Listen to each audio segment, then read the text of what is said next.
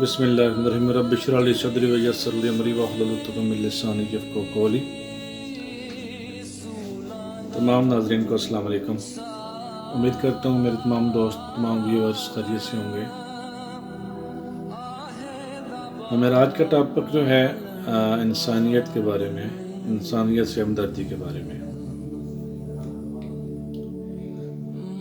जो स्क्रिप्ट मैंने लिखा जो मेरे पास मौजूद है, उसमें यह है कि एक बच्चा 10 रुपये लेकर पुलाव वाले के पास आया। रेडी पर ठहरे हुए लड़के ने चावल देने से इनकार कर दिया। मैं कहने वाला था कि बच्चे को चावल दे दो, बाकी पैसे मैं दूंगा, कि इतने में पुलाव वाला खुद आ गया और बच्चे से 10 रुपये लेकर इसे बहुत प्यार और शफकत से शापर में चावल डाल दिए। मैंने सवाल पूछा, महंगाई के इस दौर में 10 रुपये के चावल? तो साहब कहने लगे, बच्चों के लिए कैसी महंगाई, बच्चे तो बच्चे ही होते हैं।